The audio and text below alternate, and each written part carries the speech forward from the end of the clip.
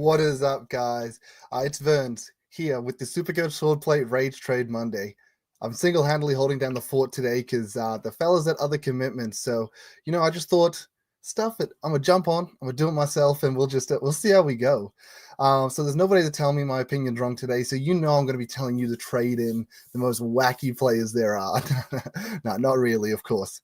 But yeah, we'll go through our top five traded out like we normally do. And yeah, I'll go through the discussion and the questions as we always do, guys. Maybe a little bit quicker today because nobody's going to rebuttal me. I'm probably going to forget a few important things. Joshy or Scobes are usually there to remind me, like, no, don't forget that, obviously this player affects that or this or X, Y, Z. I'm going to forget about that and I'm going to look at only the positives. I'm just going to go ham with that one player.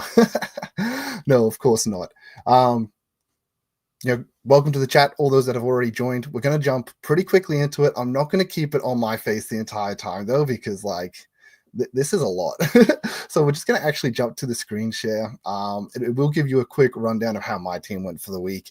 I did actually verse DR in a keeper league and did manage to get up on him, which was nice. We take those. But I had pretty poor score, 2,263. Dropped another 1,000 and a bit places. I'm not going to show you the team right now, though, because I should have reversed these trades before I jumped into the team, but I didn't. So we'll worry about that a little bit later. But yeah, a few poor things happened. I think a lot of bad rookie scores have been keeping my team down. I don't know about all you guys, but yeah, just a few bad rookie scores. The underperforming primos is a bit painful. I personally brought in Whitfield. Kind of expected a poor week from Whitfield. Going into Carlton, historically hasn't done well at Marvel, but thought the Richmond the following game is too good to pass up. And I was kind of in a position where I honestly think I was going to sit, there's a good chance I'll just sit on my hands this week and not do anything because my team just wasn't in a position to kind of make upgrades or anything. So I thought, get Whitfield in, maybe gets a soft ton, it's okay. But the 82 was pretty painful.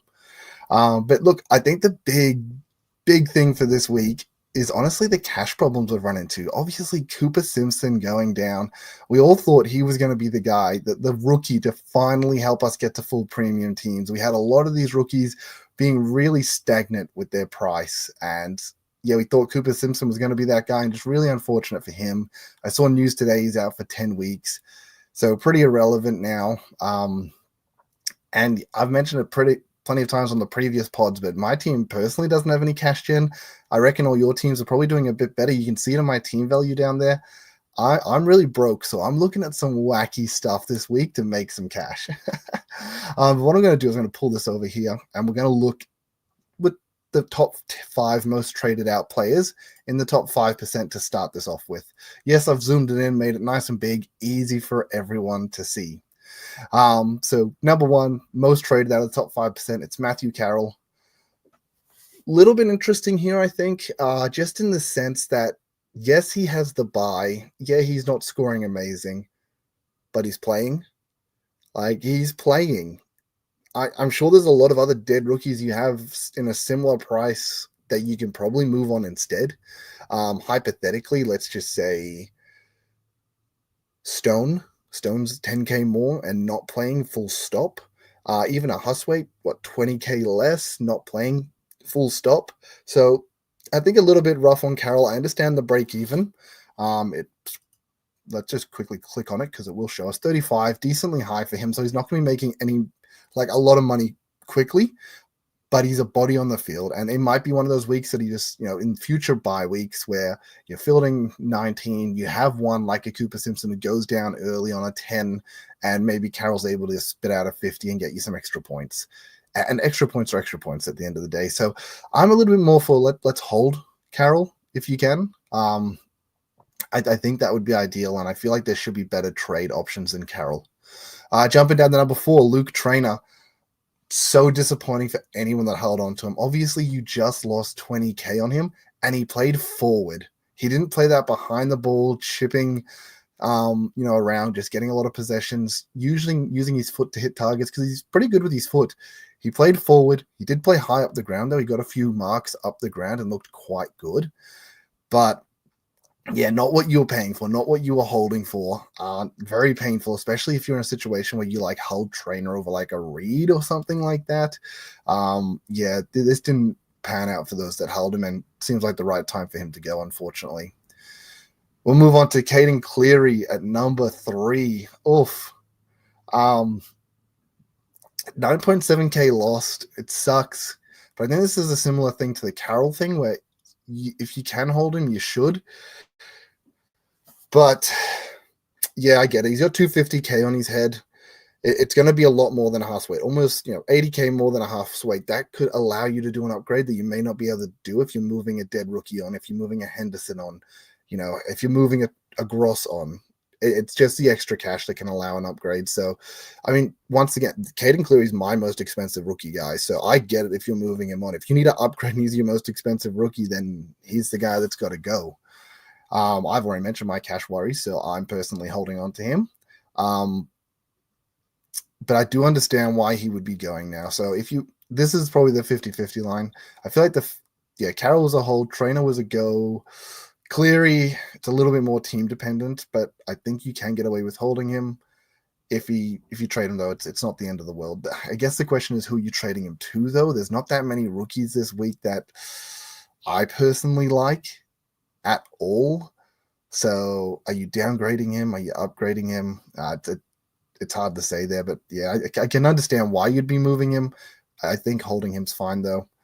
Ryan Merrick coming in at number 2, 16k lost, but he made you 260. This is one that we all know I'm so salty about. I obviously didn't start Merrick. Sorry, didn't start Merrick. I almost started Merrick. Wish I did, but he got called a sub and I didn't.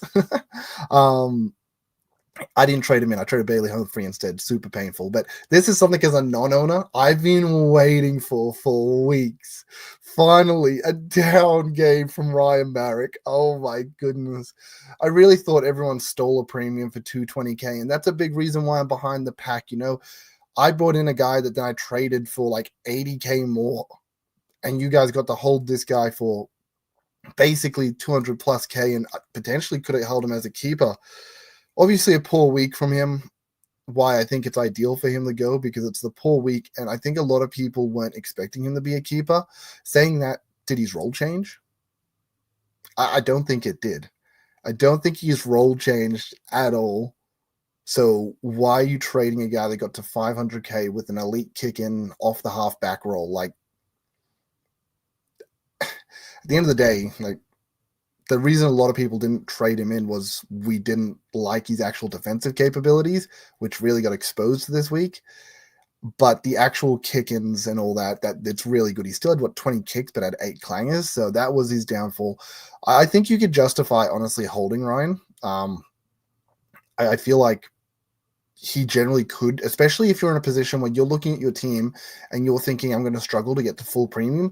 He would be a guy that you could just hold as a premium, honestly, rather than trying to put an extra 50k on his head to make an upgrade, extra 70k on his head to make an upgrade. That's 70k that you could have put on a rookie with another downgrade to potentially get an upgrade from a rookie to a 21st premium, 22nd premium, 23rd premium sort of thing.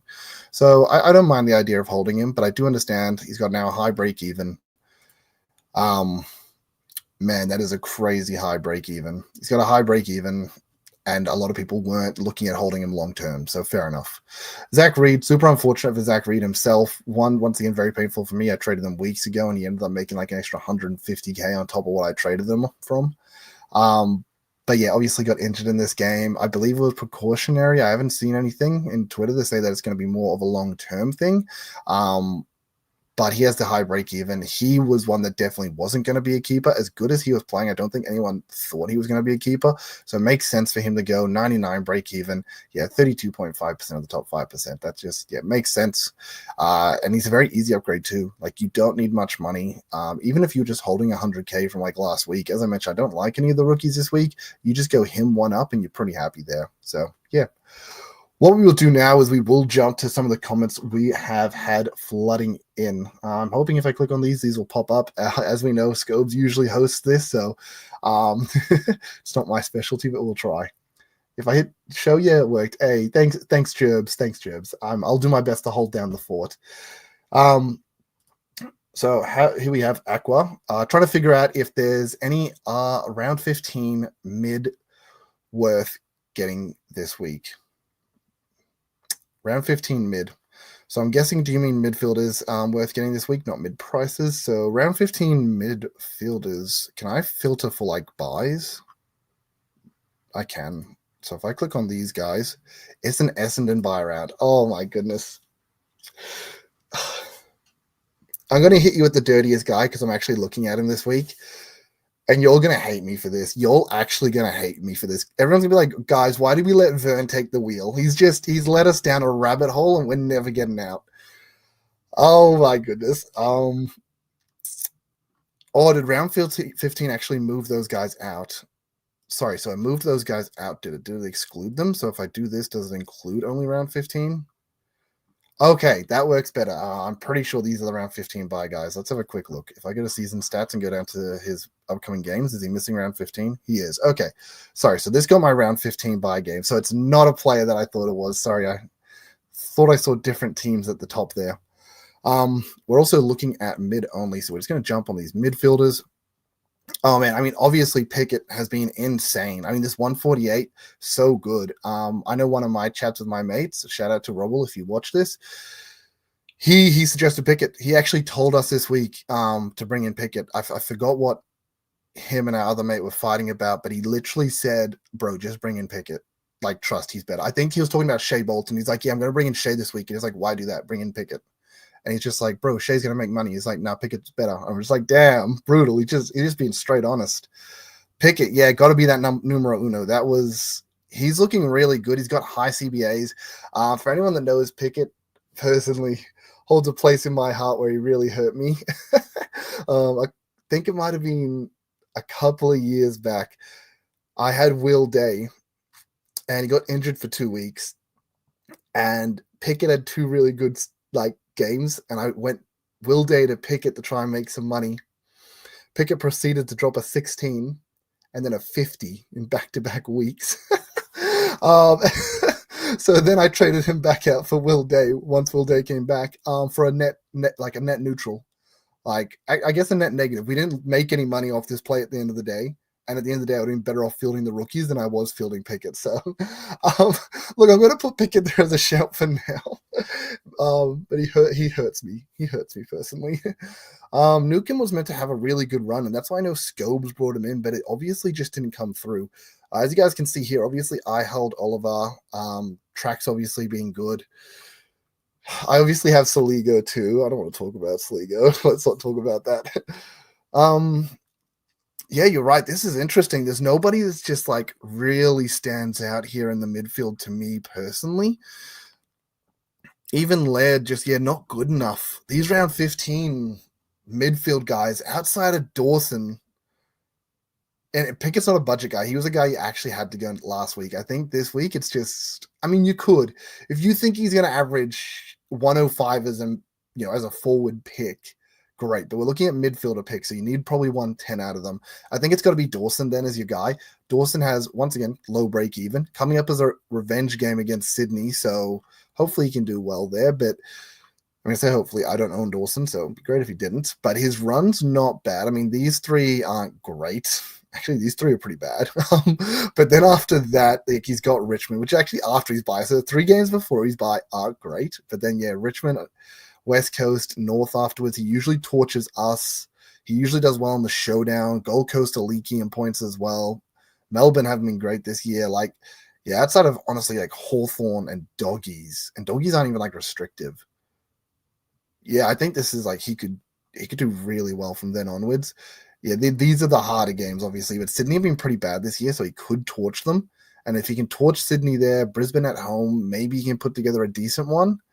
Maybe Jarrett Berry goes to him and tries to shut him down. That's the thing. He could get James Jordan this week. He could get Jarrett Berry this week. He could get Finn McGuinness this week. This is unfortunately just a really poor run. But you said round 15 mids, so that doesn't mean you're looking to trade them in right now. I think maybe are you looking to get them at round 16 because you're trying to figure them out?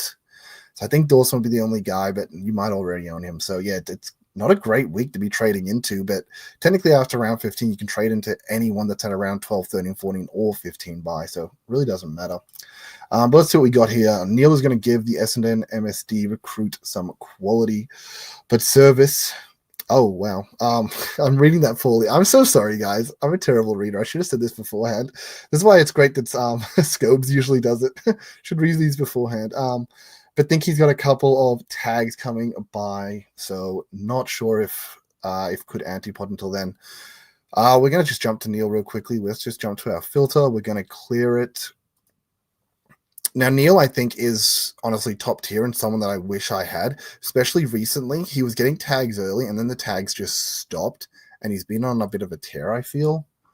Yeah, outside his 81, look at this. He is being nuts. Like, exclude his 41, basically exclude his first 3 games. If you had him from round 4 onwards, you would have been really happy with Neil's output. Me, personally, considered bringing him in when Oliver got injured, but I didn't do that, and it's fine. Oliver bounced back with a 130 this week, and I'm happy with that. He wasn't injured, but he missed a week. Let's have a look here. Yeah, he's gonna torch us, and he's gonna go massive. He's gonna go massive against the Crows. He probably gets the Bedford tag. Did he already have a Bedford tag? No, but he probably gets a Bedford tag. Geelong, he probably gets the is it Sullivan? No, not Sullivan. It's Mullen. Yeah, Mullen tag from Geelong. And yeah, James Jordan, Finn McGuinness. Yeah, I get what you mean. There's 4 potential tags. I feel like teams haven't been tagging as much. Saying that, Bedford always tags, and I feel like Mullen always tags at the moment. So you're guaranteed to get hit by those. You won't, Finn McGuinness hasn't been doing it as much, so you may not get hit by that. And James Jordan hasn't been as good recently. He's been pretty poor, so you won't get hit by that. So yeah, I agree. If we do antipod, it's probably going to suck over the next couple, but then there's going to be a few really down games from Neil. He could even come down a lot in price, and you can maybe look at targeting him if you want. But yeah, I think we can survive an antipod. It's going to suck, but we can probably survive it. Let's jump here. Hey, mate, Stewart or Holmes, love the Geelong fixture. 100% agree. Geelong's fixture is nuts, brother. It's absolutely bonkers. We're going to jump up to Smith because he has, obviously, that fixture. Yeah, it's bonkers. Going into West Coast this week, obviously Gold Coast, not very restrictive. Richmond, North, Richmond again. Oh, it's so good, this fixture. Personally, I'm also looking at this. I'm going to go Stewart to save the money. If you can afford to pay up for Holmes, I think that's a good idea. Yes, he gets this Bedford tag, but outside of that, James Jordan, as I said, hasn't really been tagging. He probably tears up on this run home, Holmes. So I reckon Holmes, if you've got the cash, and Stewart for the budget pick, but both I think will be good, mate. We love you, beautiful face fans. Oh, thanks, Aqua. Hear me out, bro. I'm ready to hear you out. I got wacky stuff to come to. Do you think Nathan O'Driscoll could play if he returns soon? Scored 90 plus, yeah, basically all year. Yeah, no, he was really, really good, Nathan O'Driscoll. I don't hate it, but I wouldn't jump on it the week he comes back. I'd like to see him come back, see what his role is. Is he getting CBAs? Is he stuck on the wing? How's his fitness levels after having a few weeks off? A fair few weeks off, to be fair. That's what I'd be worried about. I would give it. I know you're saying his break even's decent, especially for a guy that was playing as well as he was playing, but I'd have to wait. I'd have to wait and see. If he came out, played a CBA role, and dropped a 90 or an 80 plus, I'd probably go, yeah, good enough, and jump on that. I think that would be justifiable. The only problem is you're going to commit 300K to him. Like we just talked about the money crunch we're in. How are you putting that kind of money on top of him? And then you got to put more, on a rookie, and then you got to put more money on top of him to upgrade him. So, I mean, you're hoping he's getting to at least probably 450K, which you can probably do with 90s plus, but yeah, he's a hard one. I think you definitely give some time. Hey, Kevin, how we doing? How we doing, mate? All right. I've always got to read Gerbil's comments before I put them up on the screen because this man out of control. Love you, Gerbs. Okay, yeah, it's completely user-friendly. Let's jump in. G'day, Verns. Thanks for saving Rage Trade Mondays. I didn't plan well for round 12 buy and only have 16 currently. Thinking Carroll to Sandy Brock. Yeah, I know. And Maurice to Gray. Bro, I feel you. I feel you. You know what? This is going to be a perfect time to transition. We're going to quickly go. We're going to go to my trades this week to show you what I'm looking to do. We'll go through a few more questions after that, and then we'll jump into top five. We went through that pretty quickly, the top fives, and we'll go through our comments. But yeah, this is just a good time to jump into this. I'm going to reverse it because it's way too wild. It's way too wild to just, if I put that on the screen without like bracing you guys for it, I feel like people could generally hurt themselves. We're going to zoom out a little bit though, because we're a little bit, I'm on the wrong. Yep, zoom out a little. That is too far.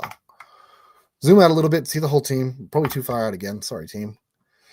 So this is how my team actually looked at the end of last week. We took Cherry, which is cool. Gorn and Sinclair were my backups, and both of them went really well. I brought Sink in, though, which I'm very happy with. Thank you, Scobes, for reminding me it doesn't matter what role you play. And I'm kind of taking that mentality with me because I've only got 4 midfielders at this stage, meaning I should be getting 4 more mids, but the midfielders are too expensive, man. All the budget picks are in other lines.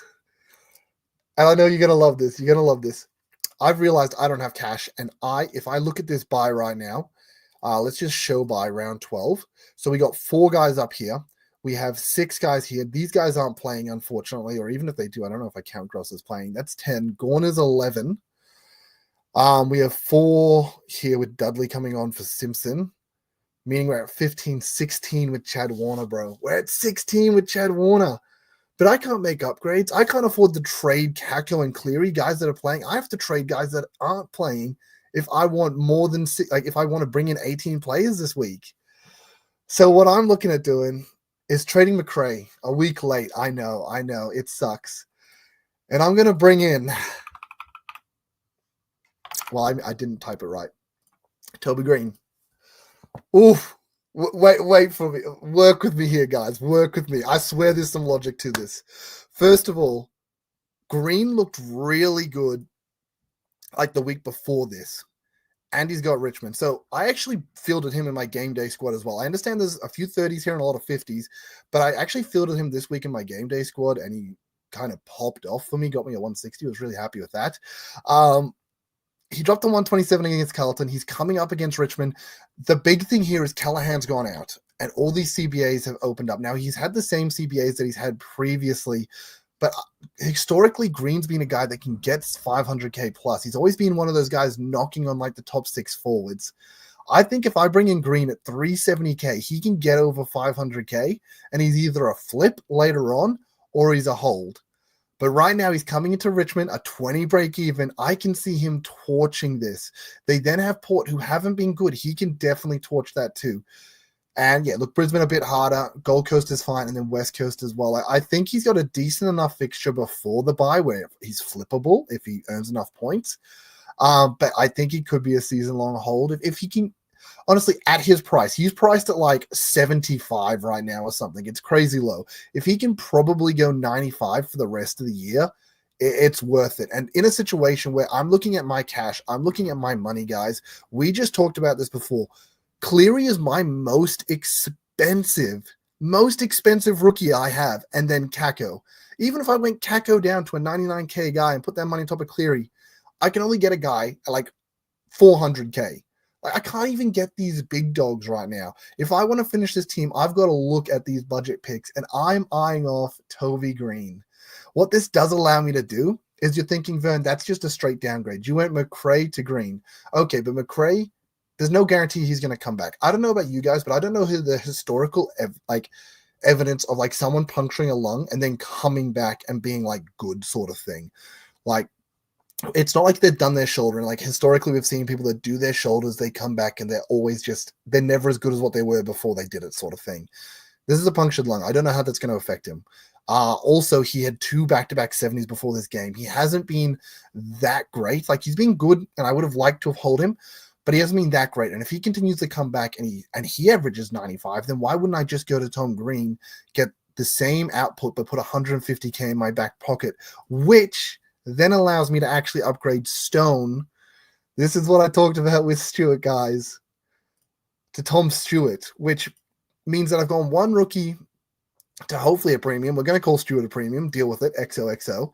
And then Yeah, I've sided with the premium. So overall, I've net gained 1 premium with this trade. And I understand that's sort of the same logic as Gorn or Cherry, but these guys are just scoring way too many points way too consistently that, like, there's any way I'm going to antipod those guys. Like, nah, bro, nah. Sorry, I'm just going to set my team back up as to how it was before, sort of thing. So, yeah, we get Stewart. Looks nice. We just put Al Hooley up here and then Stewart on field. Cool. And as you can see, we're kind of overloaded right now with our premiums, but I can always move technically Kako up with Smith, move Shiesel on, and that works out that we have enough players everywhere we need. Then we're technically like 21 premiums, which is nice. The other thing I am considering is Shiesel is looking awful in this role.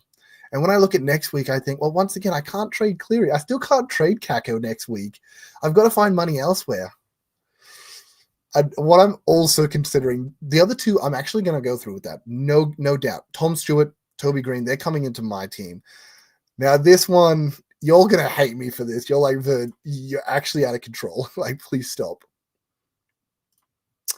I'm thinking potentially Shiesel down the Cardwell. Now, sorry, Cordwell. I know you're thinking that's wild, Vern, but this man honestly came out, was really good. Got injured in this game. So this 84 doesn't really count when he got injured in the game. Like, he was on track for much bigger. Came back from injury and was really poor, but they got smashed by dogs in this game, so does that even really count? Obviously, finally got his groove back with Richmond. I think the difference is Setterfield's also come in and potentially affected his role as to what he had previously before Setterfield, before he got injured. So that could be a factor there. But I really think Cordwell's quite a good player. The only problem is he plays for Essendon, and Essendon can get belted by anyone by 100 points each and every week. They're just so unpredictable.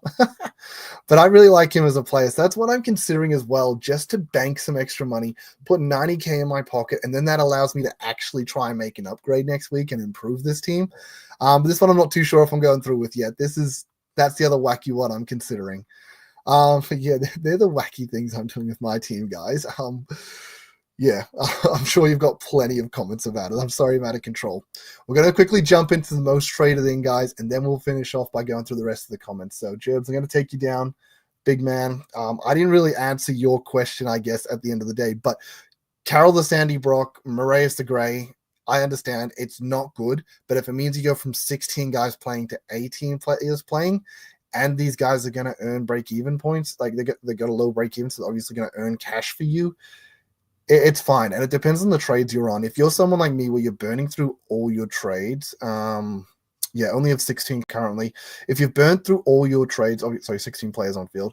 If you burn through all your trades, you're in an awkward position where you like don't have the extra trades, just sideways rookies.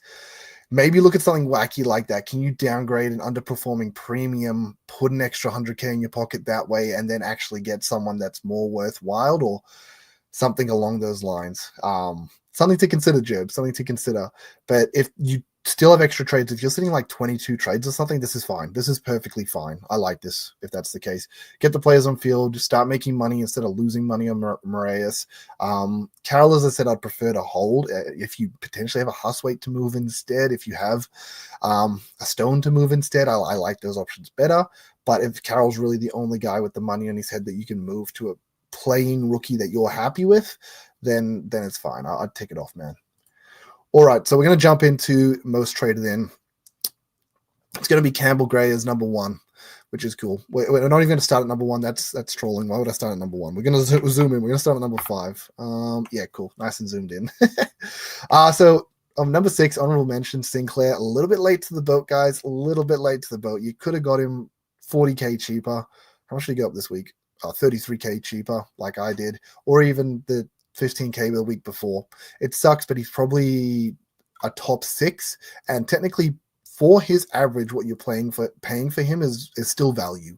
So I'm nothing wrong with that. Nas makes a lot of sense, guys. Makes a lot of sense. His break-even's still high. He's coming into Melbourne, though, and he can easily beat this break-even. I guess the only thing you want to be wary of is something that obviously I did this week, is I brought in Whitfield thinking worst-case scenario, I'm not going to lose many points. Best-case scenario, he matches his break-even, and then I've got him set up for Richmond the following week. The worst-case scenario is obviously, though, if Nas comes out and drops a 70 or 80. Loses another 20K on his head, and you could have just waited a week. That's obviously the painful thing there. I'm not against it, though, because Melbourne, they bleed points. Sorry, I shouldn't have clicked off him yet because I should have checked out his schedule. Melbourne bleed points. Dogs the following week at Marvel. That's going to be nice. Collingwood at Marvel's nice. Frio's going to be a nice one too. Nah, I don't think you do this trade. You just wait a week. High break even. Then he's got his buy. This is actually not a good trade. I disagree with this. Don't trade in Nas. Wait an extra week. And then get him after his buy. I realize we're looking at all. Oh my gosh, he actually goes up when we look at top 5%. So y'all aren't going to be happy with that. Number 5 is actually Nick Dacos. So Nick Dacos, 117, potentially coming into a Finn McGuinness tag. Nah, I agree. Same thing with Nas. This isn't the trade, guys. He's nice and cheap, which is good. But historically, he gets tagged by Finn McGuinness and has down games against Hawthorn. Sorry, I keep jumping out. I mean, even his last 3. This is Finn McGuinness broke his leg or whatever he did, 41, and then held him to 2 soft tons. He's got a break even of 117, sorry. He could lose some money. And what's the chance of him eclipsing this? Best case scenario, let's say, I doubt he's going to go over 130. Let's say he goes 120, 125. He's going up a tiny bit of money. Yes, that's good points scored for you, which is good, but with a huge risk attached to it. I think you wait a week, but then I think Collingwood have their buy. Sorry, shouldn't have clicked off him again. What am I doing, team? Collingwood have their buy right after that, don't they? Yeah, so you don't want to bring him in before. I guess if you're going to bring him in, it's either now or round 15. I think I'd personally go round 15. I think that's what I'm going to go with, guys. But, I mean, obviously each to your own, guys. But, yeah, I'm against this trade. I just mentioned Nas. I'm against that too. I'll wait for his buy. After his buy, get him in then. Simple. If he has a good game. If he has a 70 or something, then you wait for him to drop even more in cash. Merritt. Yo, I get this. Merritt popped off with a really good score. Doesn't have a crazy low break even. His run isn't really crazy, but he's on the last buy of the round. He's at 553. Yeah, this is a good trade-in. I'm happy with this.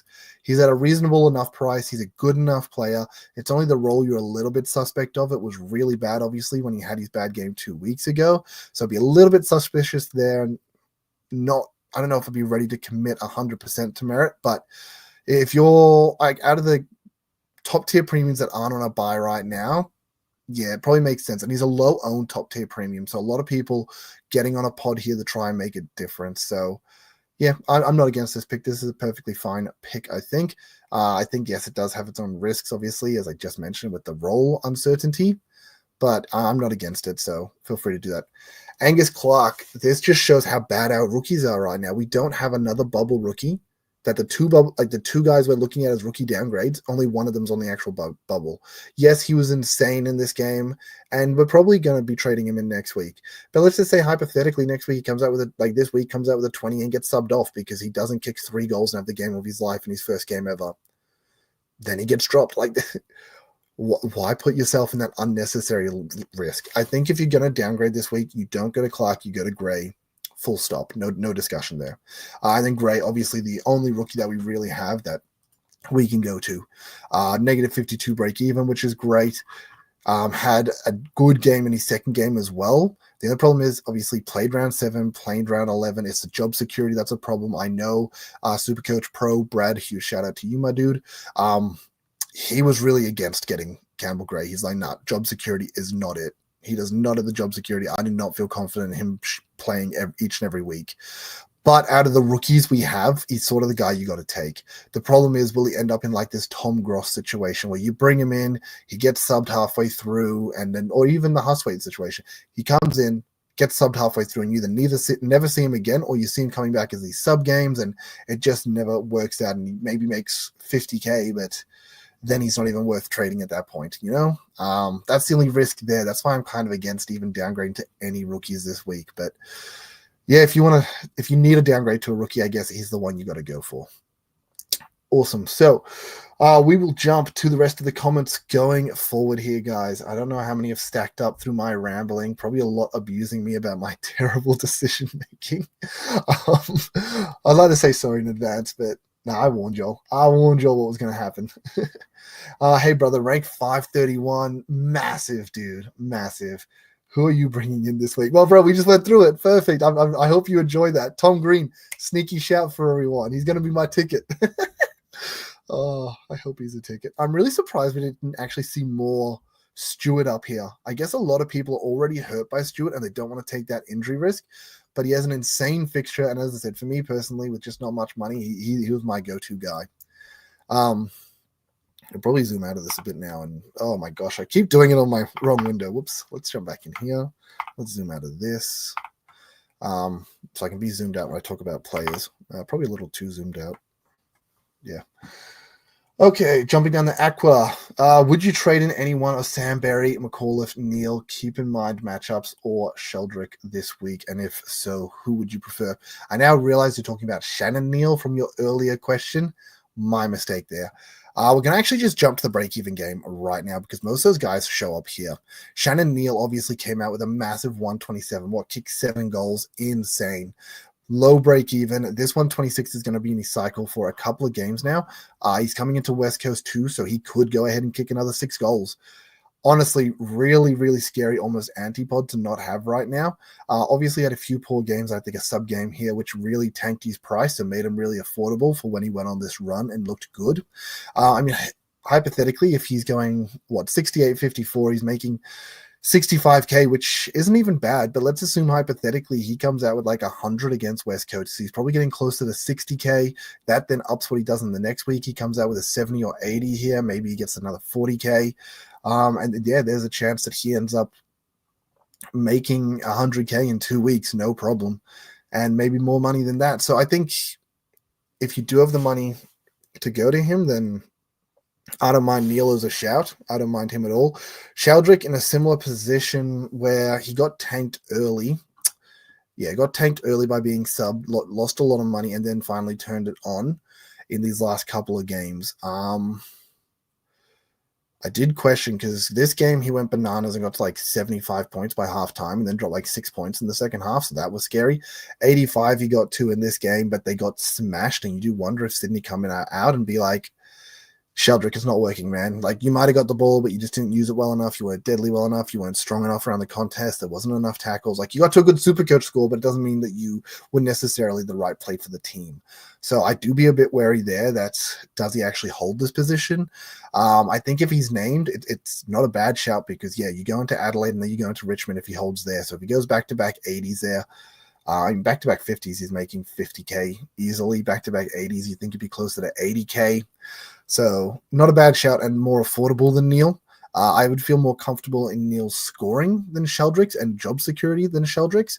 The only problem there, obviously, is you've got to fork out an extra 53K to get to him. McAuliffe hasn't really, I'd be honest, I haven't really noticed McAuliffe personally. Obviously, he came out with 2 big scores in a row. Wow, I did not notice that at all. 2 90 pluses. Saying that, though, these are like the easiest matchups Richmond are going to get ever. Like, from here on, it's going to be way harder. Swans haven't been great. Dogs could absolutely thump them. Adelaide downhill skiers could thump them. I don't know how I feel about McAuliffe. I think he's probably, out of these 3, if I'm going to rank them, I should have done probably quick rankings in these orders rather than rambling on, because this is going to make it take forever if I ramble about every single pick.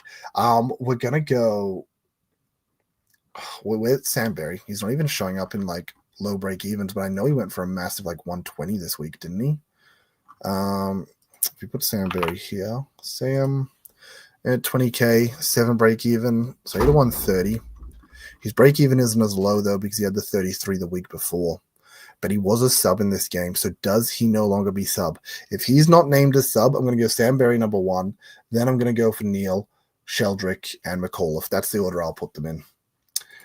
Jump down, so that gives me 195K in the bank to eventually upgrade Max Hall to an F6. I had traded TDG to Romo when TDG was missing a game.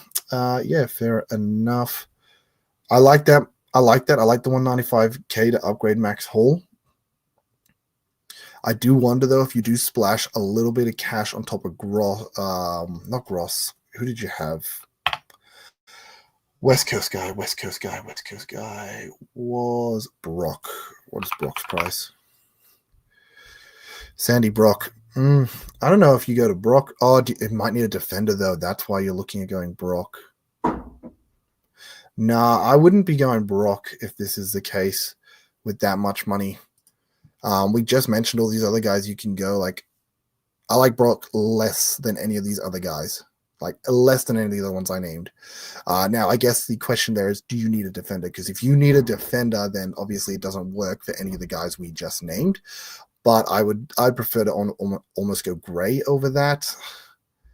I don't know if Brock has the security. I guess that's maybe what you're looking at here. You're probably thinking Sandy Brock has the job security to make it through the buys where Gray doesn't. But I don't like paying that extra 100K. I would prefer to go to just Gray if you're going to get a defender. If you're going to one of these other lines, yeah, as I said, Barry, Neal, Sheldrick, McAuliffe is the order I put them in, I'm pretty sure. Did I skip anyone there? Barry, Neal. Nope, they're the ones. That's what I would suggest to do potentially. Obviously, the difference is that you're making a commitment for Neal or McAuliffe. That's a lot more money, so that means that there's a lot less you can put on top of Max Hole to upgrade him later. So Sheldrick probably is the better one if you want to save cash. It's only 17K more if you can get a midfield spot. If you can't get a midfield spot, then yeah, I'd almost just go straight down the Gray. Jumping on here, Neal being, yep, that my bad, realized. G'day, Legend, Sup Global, how we doing? Looking at value trade-ins this round, what do you think of Clary, Rao, Green, Reed, Flynn? Yep. Well, we all saw my trades before, brother. I'm big on going Toby Green. Like, that's going to be number one on my list. Go for Toby Green if you go on any of these guys. I wouldn't be going Trainer, wouldn't be going Flynn, no Bice, not Reed. I don't mind Rao just because he is so cheap. And I don't mind Clary. I think Clary's still good enough, especially at his price tag, because he didn't end up earning a lot of money. I think if we jump off the break-evens and we just jump to this round for points, we'll see Clary up here. Yeah, he's still only at 463K, very affordable. So I like Clary, but if you want to save an extra 80K, you can go to Rao, who had a good week too. Where's he on this list? Rao. There we go, 121. Yeah, save a good 80K there if you really want. And I think Rao's not bad. I think he's got a pretty hard fixture, though, so I like Clary over him. Sorry, what am I saying? Rao's more expensive. For some reason, I thought Clary was 560. Yeah, no, Clary over Rao. So I think Green, number one, then Clary, then Rao. Ignore the rest. It would be funny doubling up on Neals this week. Yeah, I don't think there's ever been a time I've had two Neals in my team. Anderson, Heaney, or Rao. I'm worried about Anderson's run. I think Anderson's number one for me. Anderson looks really good, and he's knocked out his problem of last season where he was the yin-yang guy. He would be up one week, down the next week, up at home, down away from home. He's been a lot better, a lot more consistent this week. He's at a good price tag. He's at a good break even. It's a good week to honestly jump on him. Did he have a bad game 2 weeks ago? No, I didn't even have a bad game 2 weeks ago. Yeah. Look at this, a low of 89, but a high of 152. That's perfect. That's exactly what you want. He's pretty stable for most weeks, and then he can still go bananas in the right opportunity, and he has a high floor. Well, he's had a high floor this year. We know it's been lower historically, but he's looked really good. So I like Anderson as number one. Heaney and Rao actually just don't do my fancy. I got to be honest. Heaney's been like a solid 100 all year, only averaging the 102. But I mean, it's just funny because we talked about this earlier in the year when we talked about the DPP guys.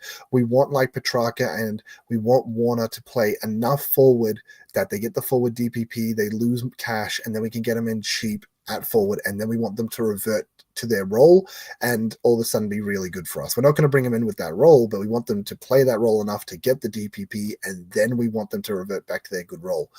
Heaney's in a similar position.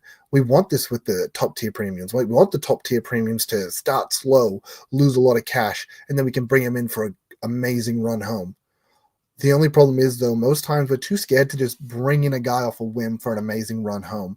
Now, Sydney have a generally good run home. Richmond in this, West Coast, North, Saints, Freo giving up a lot of points. Essendon have been bad. Adelaide aren't bad, but they can be a bit leaky in the point side of things. So here's a really, really good run home. It's actually ideal. So I think if you're up for the risk, I think Heaney's really good. I'm going to put Anderson 1, Heaney 2, Rao 3. Rao's purely just a budget option. I wouldn't choose him by choice. I would choose him by necessity. Okay, apparently I love holding dead rookies. I almost completed the set. Bro, do you not remember my team 5 minutes ago? I understand that. I mean, until I moved Stone, I had Stone, Carroll, Al Hooley, Gross is basically dead, Camp is dead, Boyd is dead, Henderson's dead. That's 7 dead rookies. Simpson became dead, 8 dead rookies. And I had to trade one of the dead rookies this week in the form of Stone just so I could get playing players. So, like, bro, I get you. That's why I've got no cash on my team and why I've got to start downgrading premiums to budget premiums just so I can upgrade rookies to premiums. It's wild. Hey mate, you can trade out this week, or should I wait? No. You hold him. You hold him, big dog. If you brought Newcomb in, it sucks. It sucks how that man has performed whenever I brought him in for what we thought was a good run without Will Day in the team. But you definitely hold. This 57 sucks because it tanked him. But you take out this 57, if he can keep his floor closer to the 80, but still pop out the 121, like the 120 pluses every other week, he'll get back towards this 150K, and it's going to be perfectly fine. He's also got a decent run after his bye as well. So before the bye, it's fine. North St. Kilda, Frio are really easy. And then, that isn't even a bad run home. I feel like you should just be holding Newcomb. Don't feel like you have to pull the trigger. All right. Same Bernie. What did Bernie say? Oh, yeah, apparently got all the dead rookies. Yep, samesies. We're all in the same boat. Aqua, they said 4 to 6 for Reed. I think it's assuming it's a similar enough anyway. Yeah, so we're going to be trading him then, if that's the thing. Easy, move him on. Apparently, I love holding. Yep.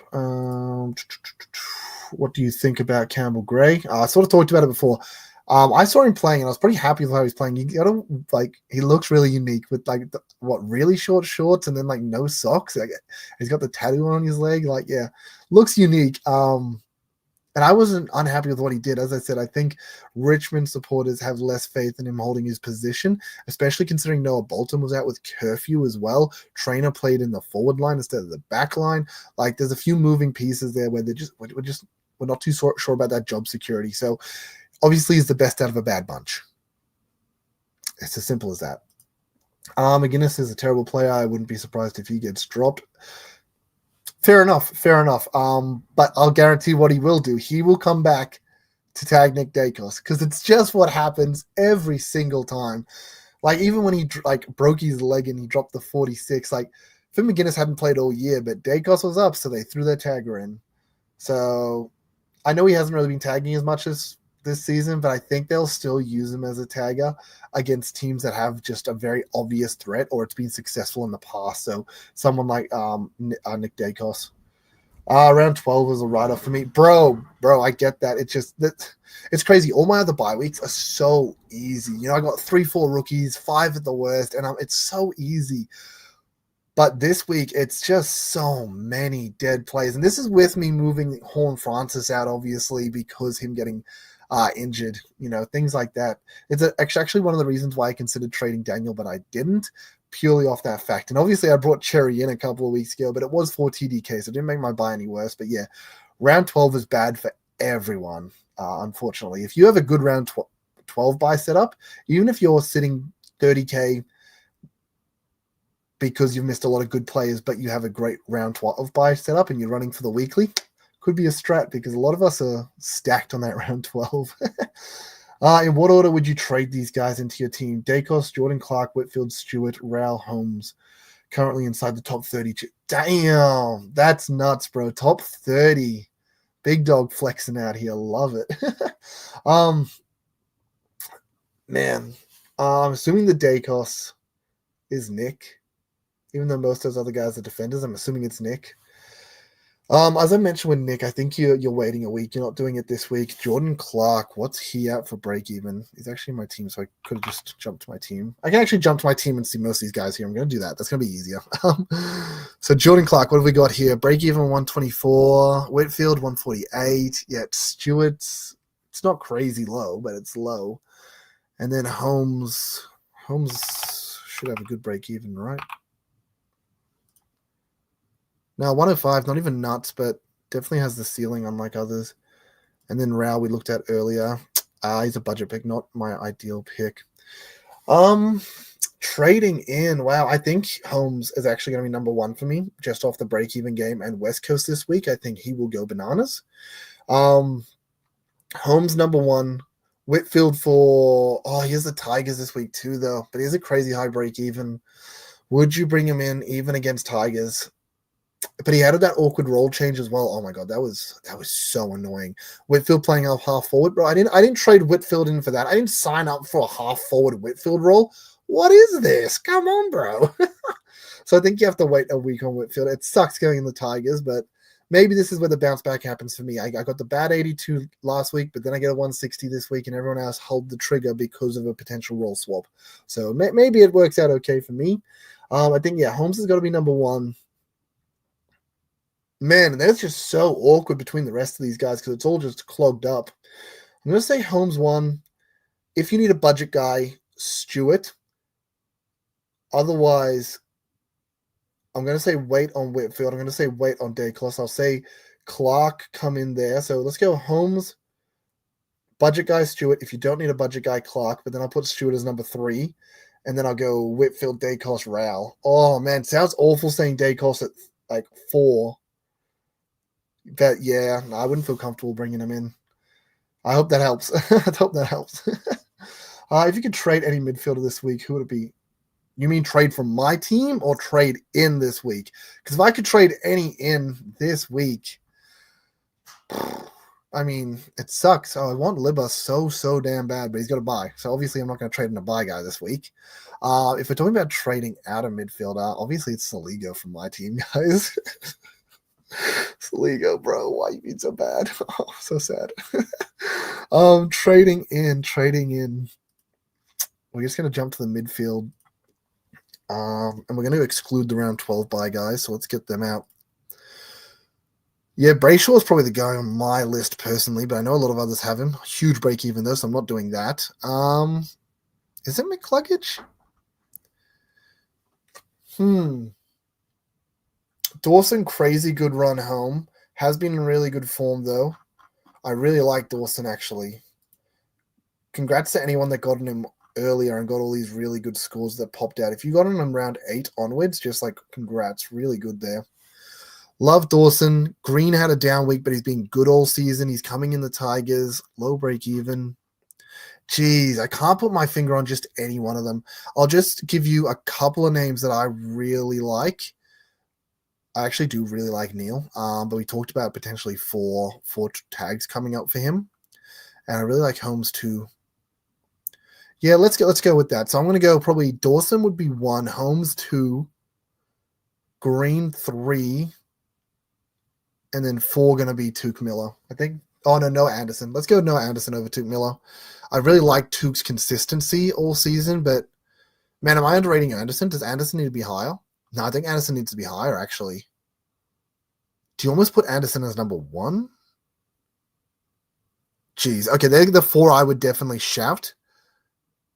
And it's really hard to say. I think if you went for any one of those 4 that I just mentioned, I'd be happy with that. Obviously, you're getting a bit of a discount with Holmes, so it saves you that bit of extra money, which can really help. These other 3 are all very similar in price. Maybe you're sitting there tossing them up, and you just wanted me to tell you which one to get because you asked for which one. If I'm going to choose one, lock in Noah Anderson. Lock in Noah Anderson as the number 1. We're doing it. And that's because of just the way I play this game. Dawson just went bananas, just had a really good back-to-back-to-back games, and I don't want to be the guy chasing points, bringing in someone that's just on a hot streak. No, I don't play that way. I don't bring in the hot streak players, also higher ownage percentage. I'd rather go for the consistency Anderson has been in or the pottiness of Tom Green, who's also been very consistent this year. This 95 is like his 3rd lowest score of the year. Like, he's been really, really good. He's also coming into Richmond. Yeah, 3rd lowest score of the year. He's only at 3 times below sub-ton, so he's sort of like an Anderson with the consistency, but without the ceiling. So it doesn't have the ceiling that Anderson has, hasn't gone above 130 this year, but his floor's higher. So I'm going to go Anderson as my number 1, and I'll give Green second, just because of the way I play the game. All right, don't go Brock. He scored 41. Ceiling is low. Yeah, I sort of talked about I didn't really like the Brock pick. Myself, I've got 266k in the bank. Nice. I'm going to struggle to field 18 if Baz is rested. That's the other thing I needed to talk about with my team, guys. So obviously I talked about 16 premiums and I make 2 trades to get in 18. If Baz is rested, I go down to 19, and that's when I consider going Sheasel to Cordwell. That's when the actual consideration comes in for me, guys. Outside of that, I'd probably just stick with 18. Shees is due to go back to his role. Yeah, I hope so, bro. I hope so. Oh no, sorry. Shees is due to go because of his role. Yep. I agree. That's what's making me scared of him too. Because if he's gonna be like a 90 average for the rest of the year, like or 85, like nah, bro. That ain't me. Ain't here for that. That's why I'm considering him going and developing him into the future player. Probably means you play him in this role. Playing him off halfback isn't going to help him become a better midfielder or be the player you want him to be. Playing him off the forward line does that. So I do think it's probably better for his long-term development and probably better for the club overall, as much as it sucks for our Supercoach sides, for him to develop through that. But he probably needs more CBAs. I don't think he's getting enough CBAs. So yeah, Shees, I think, is good to go. Thoughts on dead rookie to Nas Tom Green? Yeah, as I mentioned, don't go Nas this week. I'm against Nas. I think, yeah, Tom Green is fine. I think he would be my guy, yeah. Yeah, that's fine for me. I think that's good. Go green and go gray if you're going to do this. And I'm happy with that personally. A lot of money banked for future weeks, I feel, as well with that. Well, Same's out, but Stewart, Rao in and save as much cash as possible. No, I really like Tom Green. I do really like Tom Green. I think Tom Green numero uno, and then I would go Stuart Rao if you were to consider them in an order. Green was amazing against the Blues. Yeah, he was. Bro, I was so happy I fielded them for my game day squad. I actually fielded him and Jack Steele as sort of game day squad fields because I felt like with their role, it's almost like it was a better AFL fantasy move, if you can consider that, where it's like if we had unlimited trades. You have unlimited trades, let's bring Steele in for a short period of time while McRae's out. He's got a really good role, playing really well. Same with Tom Green. While Callahan's out, he's got a really good role, playing really well. Obviously something we don't do in Supercoach where we have limited trades. But yeah, I filled them both last week. Green got a 160 in game day squad and Steele got a 144. So really rewarded me with that. So I was very happy with that. I actually looked at Steele as well this week, but just a bit too expensive. If he had like a 70K decrease on his price, I'd probably go Steele, like Sheasel to Steele, lock it in sort of thing. But he's just slightly too expensive, and I don't think I can go. Can I even go Sheasel to Steele? We're gonna look at it, guys. We're gonna look at it. Y'all are hating me for this right now. You're like, guys, you're like, Vern, McRae's gonna come back. Okay, I hear you, but even before McRae came back, Steele was in some really good form and looking really good. Oh my gosh, we can afford it. Oh my gosh. Maybe I do this instead of Cordwell. Like, yeah, Steele was really bad early on, tanked a ton of cash. And look at this. Boom, boom, boom, boom. His 5-round average is really, really good. Let's look at this 5-round average. 5-round average of 111. Bro, if I'm paying 520K for a 110 plus guy, sign me up for that. Now, I understand the 131 came with McRae out. And even last week, debatably, McRae, you know, I'm just gonna do this for now, just because I'm gonna like the look of it in my team. But even like debatably with that, I don't know, like his 3 weeks before that were all still really good as well. So I think Steele's actually back on track to be good again. I don't know what happened in the early part of the season, but I think he's back. And I think it's actually a bit of a detriment to McRae. I think him playing better maybe is taking away from McRae. But McRae did have that 160 when Steele dropped to 117 or something. So they can both do it together. So yeah, Steele for another cheeky shout as to other options I'm looking at, guys.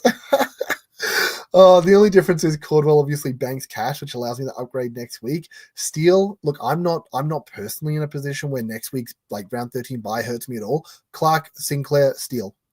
That's it. Bringing in Steele doesn't actually hurt me at all if I was to do this kind of play, because I only have Clark and Sinclair out. But it makes me a lot better for this week, especially if Smith isn't named. We get him on field. And he's probably a lot safer than Cordwell's going to be. Like, I think he's going to be better than Cordwell. As I said, Cordwell maybe 95, and it's like good enough. But Steele's, look, 110 we want. But if he went even a 103 to 107 kind of range, that's good enough. Especially if, like, at the end of the day, if Sheasel continues playing the way he is and averages 85, it doesn't matter if I brought Steele in who averages 100. It's 15 points extra per week. Like, and I get an extra player on field this week as well if Smith ends up missing. So it's a lot of extra points. But yeah, there's this cheeky steal shout as well. Sorry, guys. So random. You might have the wrong tea green there, mister, but I love the vision. Thank you, James. Yeah, no, I got the right one. Don't worry about it. I do love them both. Casino has reduced us to Toby Green. Yeah, Supercoach has. It's just the way it is. Sorry, I need to click on these and actually bring them up. You have Supercoach Casino, Verns solo. Yeah, boy, Rod Todd. I'm out here just hitting you with the worst trade-ins you can possibly consider. Oh, Corey. Yep, Stewart. No. Look, to be fair, if anyone owns Stewart earlier in the year, you're probably so burnt by it that you're not touching it. And this is one of those things where when you getting burnt by players can cloud your judgment horribly. I've already had this talk on my channel. Just for those that obviously don't watch me regularly, you can watch me over just Verns Supercoach. I just do my team reviews, nothing crazy there, just team reviews really, and then we jump on here for the podcast, which you get a lot more content. It's really just following my journey on my channel. But I did talk about not starting Libba purely off, if anyone watched me last year, I started him last year and he burnt me so bad. And I couldn't start him this year. And my same mate that actually said to get Pickett last week, which was a great shout, started Libba and was trying to convince all of us to start Libba. And I was like, bro, I can't do it. He burnt me way too much last year. Logically, Libba just made so much sense if you look at it hypothetically. Trelaw was out, Bont was out. He's going to be the number one midfielder. Last year, a bad year because of a bad injury run with concussion, which cooked him. But outside of that, he's been historically a really good player that's underpriced and almost guaranteed a good role. And Libra ended up being a great shout, and it was amazing that he started him. And this was my mate that was like ranked 10th overall to start the season. He then blew up his team a little bit, doing a bit too many sideways trades, trying to bring in more pods and get a leg up on the competition. But look, yeah, Libra would have been a great shout. And this is sometimes where getting burnt clouds your judgment. I think Stewart could I think there's nothing wrong with going Stewart. I understand if you're being burnt by him, but no, I'm fine for it. Is anyone considering Jai Cardwell for his price? Cardwell. Why do I keep saying Cardwell? I don't know why I keep saying that. We'll call him the Joker soon because all these cards I'm giving him. But yes, obviously you saw it earlier. I brought it up. I'm terrible. I'm sorry, guys. Yes, I'm considering it with the price. And I like what he does. Just he plays for Essendon. Yeah, that's the scary thing. My bench is so unbelievably cooked. Got Sard, Nevitt, Huss, Campo, Padden, Simpson, and only 15 trades left. Yep, brother, we're all in that position. There's so many dead rookies this year. This year has been so hard for rookies. It feels like missing one or two, or missing a Marek, or just missing value where it presented itself has ruined people this year. Absolutely ruined them. If you've lost players on lost cash on paying up for top tier players, that's also really, really hurt us this year. So yeah, something that it just sucks. If you paid up for Bont, you paid up for Butters, you paid up for Brayshaw, Dacos, like it's really, really hurt. Where we needed to target these value guys like Bowie. If you managed to get in Marek, if you got in, if you started Shera, Oliver, Rosie, it's been, yeah, you needed to get on these value guys. And if you missed a few, you got punished. Like, as we said, my team value, my dead bench as well, brother. I understand. I get you. I was looking at Cordwell as well, but will kill my chances of Butters in a few weeks. Yeah, look, I think the problem with Cordwell, if I do bring him in, it really makes me want a 24th premium. But we just talked about how I'm struggling to get to 22, 23, and I'd want a 24th almost to a degree. The other thing is, do you think he can make 100K at his price? Like, if we jump back to Cordwell here, probably don't need to talk too much about Cordwell, but he's at 430. Like, man, that's so cheap for what this man can do in reality. If we jump back to the start of this year, he was basically priced at 506. And if he didn't get injured in this game, he was on track. Basically, he's lost 100K from his max price this season, but he was on track to go 550 plus. If he can return to what he was doing earlier in the year, even if it's not to those extents, if he can return to 100 average, 105 average, get 130K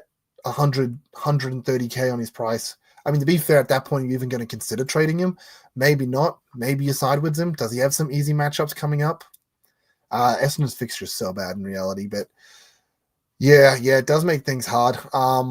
I guess with Cordwell with me, I'm probably looking at it a different way to you, where you're saying getting Cordwell's meaning that you're not getting Butters, where me getting Cordwell's actually getting him from going down from Sheasel. So it's actually giving me more money to play with to try and make an upgrade elsewhere. So that, yeah, going down from someone to Cordwell means the 100 extra K on top of a rookie maybe means, or on top of a Celio means I do get Butters when he drops in price, you know? So yeah, I mean, personally, I wouldn't get Cordwell if it's going to, if you're paying up for Cordwell. Yeah, I'm just looking at him as a way to, once again, I'm trying to make money, guys. Like, look at my team. I got no money. Like, I'm just trying to make money. Yeah, I don't think there's anything wrong with him. I think you can go to Cordwell, but Butters is almost a must have to a degree. So if it ruins your Butters pick, I'm not a fan of that. I was going to go Reed, El Hooley, and Hall for Stewart, Nando, Gray. I love that. That's just straight 3 upgrade guys. 3 rookies to 2 premiums, basically. That's so good. Yeah, 100%. I'm going to say lock this in. I'm reconsidering Stewart because he will be my D6 while I still have Holmes and Sheasel in my mids for DPP. Brother, we just need to take the roll out of it. We need to take the roll out of it right now. We don't have the money to worry about that. Yes, if we can get the best 9 midfielders in our team, we're going to get, that would be amazing. But we simply can't, man. We don't have the money for that. Look at my team. Before I traded Sheasel, with Sinclair, Rosie as well, I had 3 defenders in my midfield, let alone Petrarca in there as well, sort of thing. I don't think you worry about it. I don't think, as I said, Scobes said it to me last week. I considered going Tom Green over Sinclair, even though I thought Sinclair was the better pick, but because I already had 7 defenders. But what does it matter how many defenders I have? If this guy's a better midfield pick, then I just bring him in and I got him. Simple, easy, done. If Holmes is going to be a better midfield pick than, potentially going to, maybe he can outperform a Tom Green. Maybe he can outperform a Dunkley. Holmes is good enough where I wouldn't even be upset with him in your midfield. Sheasel's the one that's a little bit iffy because we don't know about that role. But if you want to hold fat with him, I really don't think there's a problem holding these guys in that position, because when we look at the best value picks aren't in the midfield to a degree. We have Stewart at a really good price. We have, as I said, Toby Green, in my opinion, at a really good price. All the really good priced players that have dropped a fair bit in cash and are good to get, NASA's dropping in cash too at the moment, aren't in the midfield. And if it means that you're going to have to, if you end up getting, let's jump to players here. So if we've got Nas, where is he? If I jump to average, it'll bring Nas up, right? Because he's been really good. Here we go, Nas. So if you're sitting there and you're tossing up, oh man, if I bring in Nas, it means I can't get Sarong, or it means that I'm skipping on a Sarong. At the end of the day, it doesn't matter. If he's going to score the same amount of points or more points, it doesn't matter what position you're bringing him into, and you're swinging someone down into your forward line. So, once again, jump back. Hypothetically, you have the opportunity to bring in Nas or Sarong, but if you bring in Nas, it means you have to swing Holmes down to your midfield. Who cares? It doesn't matter you're swinging Holmes down your midfield. Do you think Nas is going to score more points? Yes. Is he 20K cheaper? Yes. Who cares he's a defender then? Bring him in. Simple. That's just an example, guys. That's just an example. So, yeah, I think don't worry too much about the DPP and their actual role, guys. You see someone with value or someone that's that you want, it's fine to have a couple of DPP guys in your midfield. Verns, where else can you catch your juicy solo content? Oh man, I already dropped it earlier, but yeah, obviously the Verns Supercoach just on YouTube. It's really just keeping up to date with my weekly stuff, guys. I don't even know if I'll do a weekly one this week because this solo is it's basically my weekly, but it's a live which gets to engage with you guys, and I love being able to do this. This is really nice. I'm glad I get to do it. And I don't have Scobes telling me to calm down and we're not bringing in Cardwell and stop being crazy. Cordwell, what is wrong with me? All right. I'd love to bank 276K to upgrade Flynn next week. Love that, yes. But I'm thinking maybe flip Holmes up and get Cordwell instead of Stewart. Maybe flip Holmes. You're saying go Holmes to a Cordwell or Stewart? Nah, bro. I think Holmes could be one of the best runs for the end of the rest of the season. Geelong literally have an insanely good fixture, and the only thing that's kept him down is tags. He's gonna go bonkers. So yeah, I don't think you flip Holmes. Yeah, maybe you upgrade Flynn. Just for a wild one, guys. Just because we're on the talk of doing wild things. The only rucks I even considered, like if I did consider going down from Gorn or Cherry, I was looking at Briggs just because he's so cheap. You save like 300 plus K and you can make an upgrade elsewhere. But there's just no way I can move on those big boys. Those big boys are single-handedly carrying my team, making up for my Simpson 0 on field, making up for my 40s that Cleary's getting, making up for my 40s that Kako's getting. Like, those big boys are saving me. They're giving me great captains week in, week out. There's no way I'm going away from them. I think upgrading Flynn's fine. I think Flynn's probably at your flex. If you're upgrading him at the moment, what is he priced at 400K? I'm going to say probably 400K, right? 400K, yeah, you can basically go to anyone. Once again, I wouldn't go nuts with anyone because we need to be cautious of saving money to make upgrades as you go. If you burn all your money now, you can't upgrade next week, then we don't like that. Yeah, I like going Nando or Green from Flynn. I think that's really nice instead. If you want to go Cordwell or Stewart from Flynn, that's perfectly fine. I have nothing wrong with that, but I wouldn't be moving Holmes out for it, man. Hey, Verns, I got Cherry and Gorn with Sims R3. Also have TDK in Flex. Nice. Looking at bringing in Luke Jackson. Dawson running 4 rucks, especially with... honestly, no problem with that, bro. Obviously, the third ruck in your DPP means... Sorry, in your flex position means that it's a lot harder to sort of swing your guys around. But they score good points. So there's no problem with that. Luke Jackson is really good. Sean Darcy is obviously the worry there, but it sounds like they want to persist with Jackson. I guess that's where the problem comes in. Obviously, Jackson, huge week, been really good. We love what Jackson's doing. For anyone that did participate in the Supercoach Short Play Game Day Squad vote for the highest Supercoach scorers this week, congrats for anyone that put down Luke Jackson or Nick Martin. I personally went for Tex Walker, who was a laid out anyway, so it didn't even count. I was hoping for the double ton 10 goals dropped on West Coast. That didn't come. But yeah, Jackson obviously scored well this week. Nah, he's too expensive, bro. I'm not paying that kind of money for Jackson. Nah. If you gotten him a couple of weeks ago, awesome. If you gotten him last week, amazing. He's coming into Wits, who's one of the hardest ruck matchups in the game. We just saw what happened. This is literally a rinse and repeat of Rowan Marshall. Rowan Marshall goes bananas against West Coast because West Coast don't have a ruck, and they let him drop 180. And even doing that, we knew that then he was going into Wits and Gorn, the 2 hardest matchups after that. And we were like, okay, well, if you obviously didn't bring him in for 180, you're not going to bring him into the 2 hardest ruck matchups the following week. And if anything, that was the reason I didn't bring him in even into West Coast. Can you, yes, he dropped 180 one week, but then he dropped 55. So can you justify 235 points over 2 weeks? Once you say it like that, you're like, okay, the 117 average, still really good for his price, and you're still happy with that. But then if he drops another 55 this week, you're going to feel pretty silly. And if you brought him in after the massive 180, like I know George did, then you just feel so silly. So yeah, no, I don't think you do this. Too late, too expensive, going into a hard matchup, then into Cherry. Nah, not for me, bro.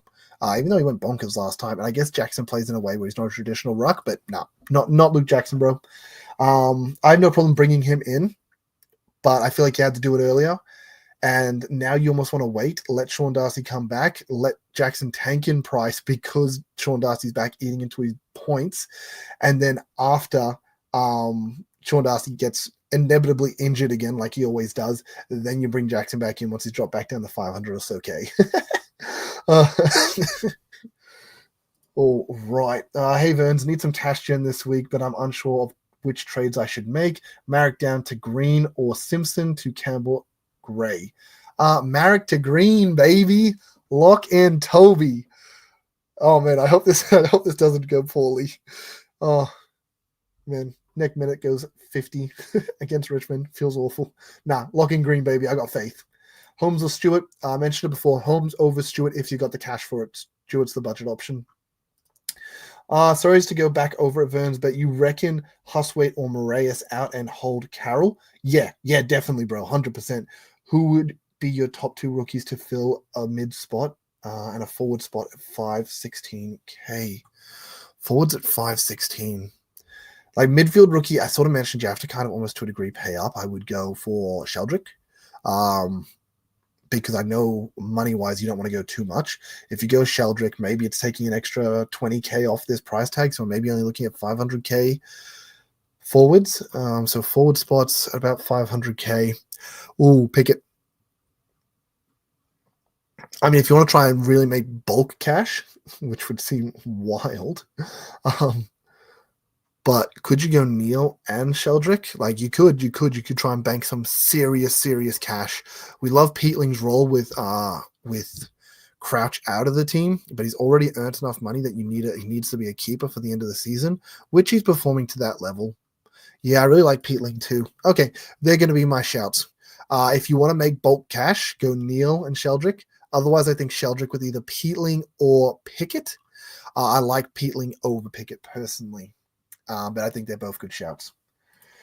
All right, is Dacos a must this week against Hawks? Could get tagged. No, he's definitely not a must. Nah, bro, I would be avoiding Dacos this week. If I was a non-owner, bro, I'm not bringing in Dacos this week. No way. McRae, Reed, trainer for Holmes, Gray, Bont.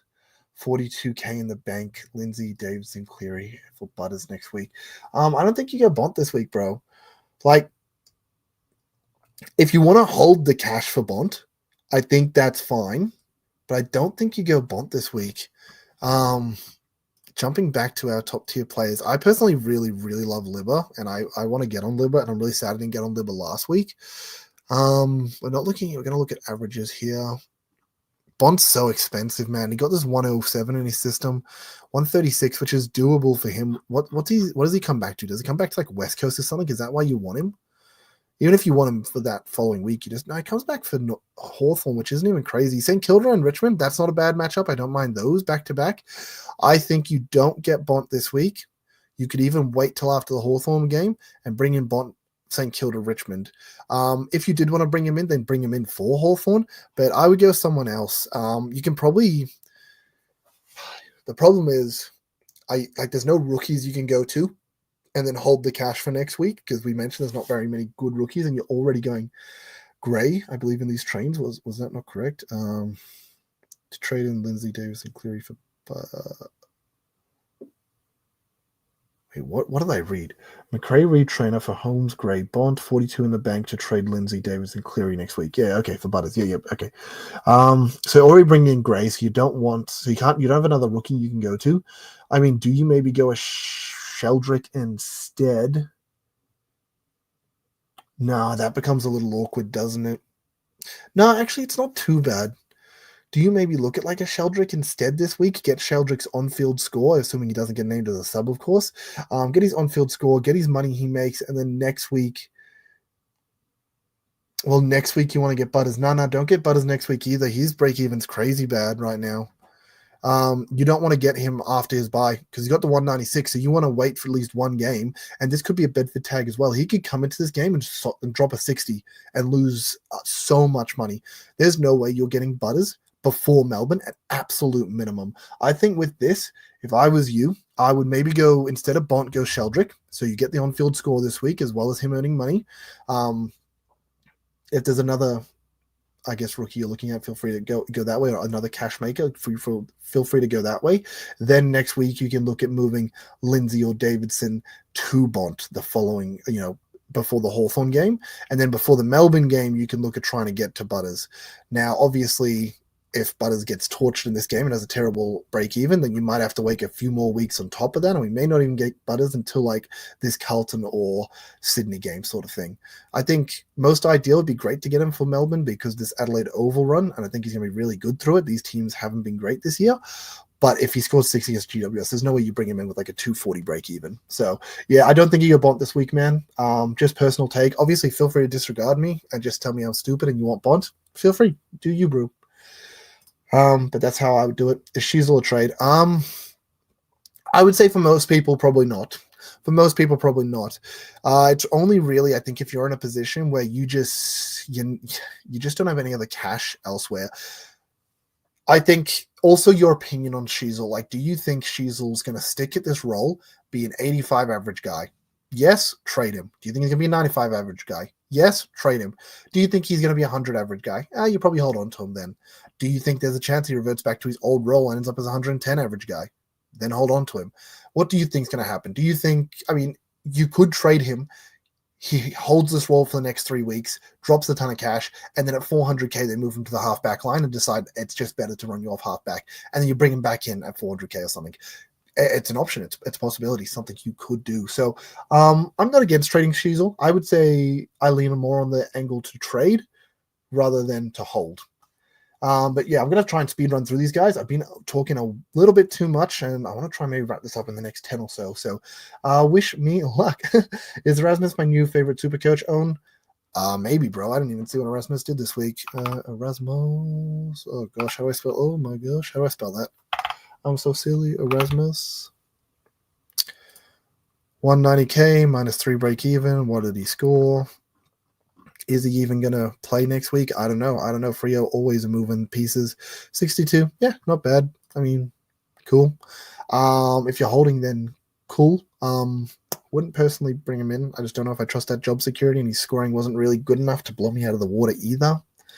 So nice to have a player actually putting in okay games. Yeah, that is nice. I mean, personally, we've already seen what Kako has done, what Cleary's done. I mean, Dudley's at least doing stuff. Good work, Dudley. So I get that. At least he's scoring 50s and 60s rather than these 40s. After holding this for so long. Yeah, especially if you hold him like all season long, like you started him and you just haven't been able to side with him. That's like a better start than Camporelli. So yeah, nice work, man. I'm somewhat interested in Briggs in the flex this week. Bro, super cheap. And we talked, it's the same logic as Flynn. You're bringing in a guy who's so underpriced, and we know he can be 500K plus. So I don't diss it. He's also going in the Tigers, but he's been a bit bad this year. His form's been a bit up and down, and that's what's scary about him. Like, if he returns to this guy that's dropping 60s every second week, disgusting. Don't want to touch him. But his last couple of weeks, he finally got it together, and he had good games. Yeah, 117, 190. Sorry, 190. Oh my goodness, 190, 117 and 90. If he goes at a 90 average at this price, it's a win. If he goes 95, it's a very good win. If he goes 100, it's great. It's excellent. Big brain move. 90 is probably a break even, actually. 95 is probably getting towards a win, and 100 is a definite win. So, yeah, nothing wrong with that. But, yeah, obviously we can see, obviously injured in this game, so it doesn't count. Had a good run. Then, yeah, don't know what happened here. Riley O'Brien just crushed him. Tim English apparently crushed him. And then what? Stanley crushed him? Like, I don't know. This weird, man. This weird. I don't know if I trust him. These are two of the easiest ruck matchups going to get, Luke Jackson and TDK. Yes, he has Nank, who's also pretty easy in that aspect, and then potentially Visitini or Sweet. So could be not bad. Could generally have a good 4-week run and then trade him or even hold him for the West Coast game where he could go decent. So I'm not against the Kieran Briggs shout. Let's I told you I'm going to speed run, and then I start talking about Kieran Briggs in depth. Nah, bro, what's wrong with me? Would you trade in Sarong or Anderson? Anderson. Yep. If can magically bring in both, would you trade in Bont this week, even with his buy, and bring in Brayshaw next week, even with that big break even? No, wouldn't do that. Wouldn't do that, bro. If I could do it the following weeks, yes, I'd bring in Bont next week. That's fine by me. I don't mind waiting a week, as I said, but if I can bring him in next week, no problem. Brayshaw, not with that break even. Let him drop in cash. He's been playing really good, though. So you're probably waiting at least one with Brayshaw as well after his. Well, actually, he gets the one this week, so you at least wait to the game after his bye to bring him in. I wouldn't bring people in on their bye. Just not interested in that. Jack Steele would be an interesting pod. Yeah, bro. Oh man, bringing in Green, Steele, Stewart, all these pod picks to make a difference, bro. We're either gonna blow out to 50K or we're gonna somehow get all the way up to 1K. Oh, Verns solo pod. Thank you, Joel Embiid. Steele had a bit of a knee issue early on, hence to the slow start. Oh, okay. So sorry, low scoring. Yeah, no, and then he obviously missed a few weeks because of it. So we had this period of time. I'll try and not ramble too much about players, guys. I'm so sorry. We already covered a lot. And my internet's just taking forever to load as well, which is making this even harder to be fast. But where was it? Yeah, between this 2 and 5. So he had a good week there. Came back with the knee issue. But then, yeah, turned it on after this. So, yeah, pretty keen on Steele. Scoring. Hey, Verns trades this week. A Hall, Reed, Trainer for Clark, Dunkley, and Green. Thoughts? Yeah, they're good. As I said, I prefer Gray over Clark, but it is 6K difference, and that may be the difference. Considering you're going 3 rookies down to 2 premiums, insane trades. Love it. Love it a lot. Does that affect you getting Bont next week, though? Because you've gone a lot of money into these two? Maybe. I mean, that's something to weigh up. Do you want Bont next week? If you do you maybe not go Dunkley? I do like Green more than Dunkley. That's why I'm saying Dunkley. Do you not go Dunkley? Maybe you just go rookie and maybe you go Bont next week. But maybe if you can keep upgrading even next week, you can get Bont, no problems, no questions asked. Even with these trades, then 100% lock it in, no problem. Well done, Vern, taking the wheel this week. Yeah, bro, just jumped into it. I mean, we all know, as I said, do my own solo show, so it's not like I don't not talk to myself, but I usually don't have the engagement with the chat the way I do, which is really, really nice. Like no, that it's not nice for Scobes and stuff. Those guys pull me in the line. I love Scobes. I love Joshy as well, but it's nice to not get told to stop rambling about random pods. Oh, all right. I wanted to try and wrap it up quick. Amir, my boy. This is actually Amir's the guy in my group chat that, as I mentioned, my mate Robert was telling him to get him Pickett this week, and he we didn't listen. And he also told us to start Libba, and me and him were also like, nah, bro, Libba burnt us last year. Robble crushing it, bro. Robble crushing it. But welcome. I'm glad you're here, Amir. Surely at the price, get Neil instead of Dunks. Yeah, hard one, because we talked about it earlier where we talked about Neil having like 4 tag games for the rest of the year. Dunks is never going to get tagged. He's not going to have the ceiling that Neil, actually, we saw his ceiling in round 1, so he still technically has the ceiling. I think on average, he's not going to score as well as Neil, but he's not going to have these random 70 or 80 floor games that Neil has. He's going to be more consistent to like 90 plus most weeks. So Neil's a bit more of, it's hard to say. I mean, Dunks is a bit more of a league pick in the sense that he's safe and consistent. But Neil's the upside with the VC as well. You can put the VC on him like this week or something and bank a massive Neil 145 and be really happy. So, yeah, I'm not sure which way I'd actually go there. I think you can go either, and it's fine. I think Neil's actually pretty expensive, though. At the price, again, Neil instead of Dunks. Is Neil not 600K now and Dunks like 540? I don't own these guys, so I don't know. No, Neil's only 7. Okay. Let's see. And Dunks. Oh, man, they're basically at the same price. As I said, I actually don't really prefer one over the other. I think it's fine. Honestly, pick your poison, really. Do you want the guy that's going to be consistent every week but not really a captain option, or you want the guy that's going to be a captain option but he's going to get tagged and have some floor games? Jumping down to Amir again. Hi, Vern. Love the content. Thanks, man. Can double up this week holding Long and Lashcroft. Should I go Jackson and Ash or Dacos and Merritt? Which two would you pick? I mean, let's go ask Robble, bro. He always knows the answer. Sorry, just for reference, these two fight like a cat and a dog in our chat. Anything Robble tells them to do, I swear Amir instantly be like, no, I'm not doing that. I refuse. Yeah, I talked about Jackson. I'm not for the Jackson pick. I actually don't mind Ash because with Whitfield moving out of the backline, all of a sudden, Ash gets everything. Like, that was Whitfield's biggest appeal, that he gets all these kick-ins and he has free roam in the backline. But no, all of a sudden he's lost it and Ash has it. So now Ash has everything Whitfield has, but without Whitfield eating into his points. Like, yeah, I think Ash is a great buy. Can I go a bit more wacky? I know you said Jackson and Ash or Daycross and Merritt, but can I say Ash and Merritt? Can we go with that, Amir? Oh, you said which two would you pick? Okay, yeah. So let's go Ash and Merritt. I'm actually going to put Ash as the number 1. Wait, how expensive is Ash? There's no way he's like 600K though, right? Yeah, 550. Yeah. I'm happy with this. Into Richmond, who gave up a lot of points to defenders, designated kickers. Lock in Ash, boy. Look at this 3-round as well. Outside his 85, he's been so good this year. Can I trade an Ash? Gosh, I'm going to have like 10 defenders in my team by the end of this, guys. Yeah, I love the look of Ash. Let's get Ash. Yep. Ash Merritt, do it. Odds are Jackson drops a 70 next week with Darcy back in. Yeah, that's a good chance. And he's also into Wit, so even if he doesn't, then he might just not do it. He's like a better TDK, so disappointing he isn't getting more ruck time. Yeah, basically the same thing as TDK. Basically around the ground, extra midfielder, but he's does the ruck work as well as huge marking contests, can go down forward, kick goals. Yeah, it really comes down to Darcy. If Darcy's named, then probably not. As I mentioned, the price probably not. Yeah, I'm probably not going Jackson personally. Got 3 rookies left on field with 12 trades. Bro, I feel that. I mean, that's kind of what I have, don't I? Dudley, Cleary. Nah, I only got 2, so I'm a little bit ahead of you. But I do have stuff like Saligo and Stewart, and now Toby Green. So I don't know if that's any better. 3 rookies on field. Currently, those rookies are both forwards and Flynn in flex. I mean, if Flynn's even a rookie, it's 400k, easy upgrade, brother. Probably able to get Clark or Flynn and then the forward next week. Get Clark for Flynn. So I'm assuming you mean Jordan Clark. Get Jordan Clark for Flynn. Yeah, happy with that. And then a forward next week. Yeah, that sounds good to me, bro. So 3 rookies with 12 trades. Is that after this, though? Sorry, those rookies are both forwards.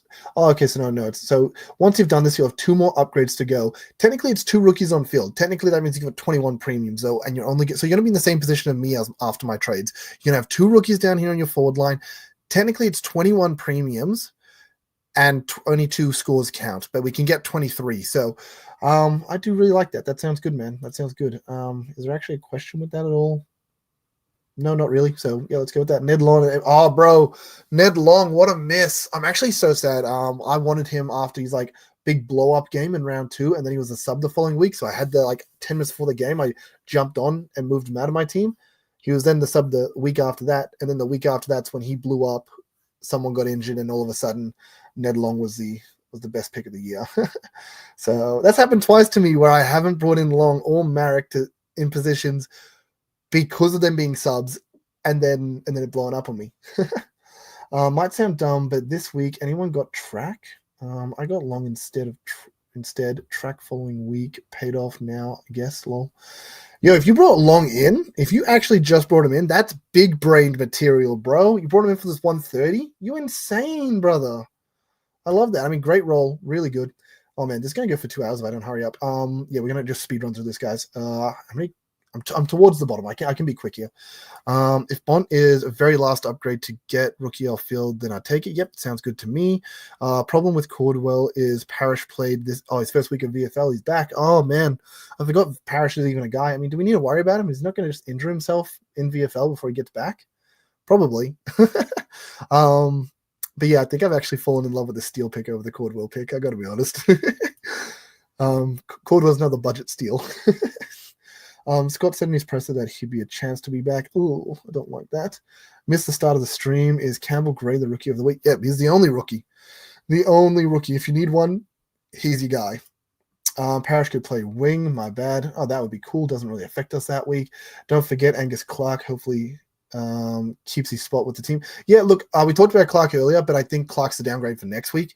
You don't want to be in this position where you're bringing in rookies 1 week early and then they either flop that week or they get dropped, or then you don't have an upgrade the following week because you took the only good rookie that week. You don't want to put yourself in that position. And as I mentioned, for all you know, with Clark, he came out, kicked 3 goals. Yeah, was electric, was amazing. We loved it. But then who says this week he doesn't come out, not touch the ball in his second game, score a 20, get subbed off, and you've traded him in early and he's dropped. You know, it's just unnecessary risk. Just go Gray if he's named. Simple, easy, done. If you're that desperate for a rookie. Hold Marek with outs, hoping he stays back. And yeah, I actually don't mind holding Marek. As I mentioned, technically his role hasn't changed. So why can't he still be the 500k player you've had so far, the really good kick and roll, and keep doing what he's doing? So feel free to hold him, bro. I think that's a good hold. And then rookie plus Cleary, 2 day cost and a rook. Yeah, sounds good. That sounds good to me. I'm happy with that, bro. That sounds like a good move to me. I'm assuming Dacos the following week is what we're saying here. So if we hold Marek, then the following week we'll go Reed and Cleary. Or are you saying Reed and Cleary this week? Because if you are saying Dacos this week, we know I'm not a fan of Dacos this week, but I actually talked about getting Dacos after his bye. I'm more of a fan of like a Nando or something. Like going Noah Anderson, Tom Green. They'd be my preferred guys, dude. But if you really want Dacos and you look at your future trades and you're like, but if I don't get Dacos now, I can't trade him in for the rest of the season. I just will never have an opportunity to do it, or I just won't be in a position. Then feel free to get Dacos, bro. Thoughts on trainer, Simpson and Reed out for Clark, Gray, and Holmes. Yep, lock that in. Oh, we're getting Clark and Gray. Oh, both rookie downgrades. That doesn't feel good. Simpson out as well. No. Oh, I don't like Simpson out either. We can see obviously my screen here. Do you have another dead rookie? Do you have a Henderson? Maybe 20 more K on his head. Do you have a Gross is probably about to be dead. Do you have an Al Hooley who injured himself?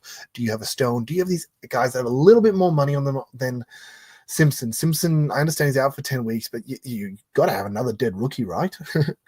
You got to have another dead one. Or if you're in a position where you're not fielding best 18, like it might suck to move Kako, but not fielding best 18. Everyone's fielding best 18, but you're in a position where you've got 21 playing guys this week. So it doesn't matter if you trade Kako. Like I'd prefer to almost trade Kako, put the extra money in your pocket, man, and then help you upgrade in future. And I love Holmes in. Means I hold Shees, Merrick, and Vizzatini, no problem. Leaves me with 12 trades left, 3 rookies on field, and enough money to get Lindsay the Bont next week. Yep. I'm happy with that, man. I'm happy with that. As I said, maybe something else for the Simpson trade out, but I'm happy with the rest of it. Parrish won't play wing. Here's the main one. Yeah, I don't know. Parrish has been gone for so long. I don't know. Sometimes people come back from injuries and they can all of a sudden just do things they could never do. So yeah, I know he's never been able to play nothing but just a mainstay mid. Actually, he did play forward for a long period of time. But yeah, I guess keep an eye on that if you're interested in Cordwell. But as I said, budget pick compared to Steele. Riccardi would be hilarious with his ruck DPP. Oh my gosh. Oh no, don't do that. Gray, Jackson, Holmes for Reed, Sheasel, and Al Hooley. Thoughts? Yeah, that looks good for me.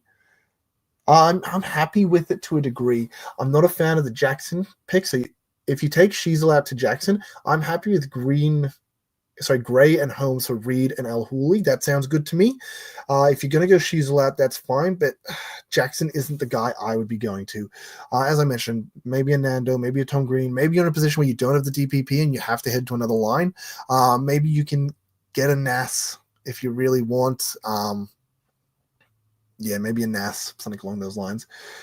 Maybe it needs to be a forward line guy. Rankin's been a bit down, which sucks, but maybe you can go for these tracks, Rankins, Warner. We talked about Pickett at a good price. Peatling actually has my number one. Yeah, Peatling would be a good one too.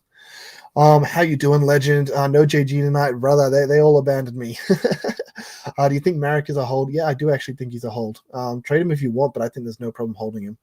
Of trading Reed and even tempted to trade Shiva. Love the pod and best. Pick was starting Richards. I believe you. Richards has been a gun. Yeah, I like that. I think Sheasel's a trade. I think there's no problem trading Sheasel. Yeah, if you're choosing to hold Marek over Sheasel, Marek's got a better role in reality. And he's also a forward, so he needs to average less to be a better pick while having a better role. So yeah, I personally have no problem with that. Trade Sheasel and Reed. Sounds good to me, brother. Okay, Riccardi DVP is actually crazy funny. What's he actually averaging? Riccardi. Why even looking at random stuff? Oh god, how do I spell it? Oh, it's double C. Oh man, not at that price though. We're not actually touching him though. No, there's no way. He's rookie price or something. Maybe we talk about it. How the hell did he even get ruck DPP? Briggs has played every game. He has not played every game. We just mentioned it before. Obviously, he got injured early and then returned in round 3, and he's been playing so poorly that they've clearly just been running Riccardi in the ruck for half the games. We could obviously bring up CBAs and stuff and have a look at the split, but I personally can't be bothered doing that. But obviously he got it. Just from sheer Briggs bench time. Yeah, probably that man. His entire game on the bench. Love Noble as a pod. Yeah, Noble's been fine. If you have him as a pod, I think it's not bad. It's not better than Dale, not really better than Clark, but it's good enough or close enough to them that it's not really a difference maker. But it's much better than a Roberts or something. You have that instead of a Roberts that's underperforming. You have that instead of a Sheasel that's underperforming. Yeah, he's a good pod. Who are the best trade-ins next week after their bye? Yeah, I'm going to put number 1 as Libba. Straight up, deal with it, guys. I'm putting number 1 as Libba. I really want Libba. He's looked so good all year. Just because of also the price diff. You got to pay up an extra 50K for Bont. But obviously, Bont is Bont. It's probably a bit harsh saying Libba. Let's go. If you've got the money, let's go Bont 1, then Libba. Butters, you're going to wait.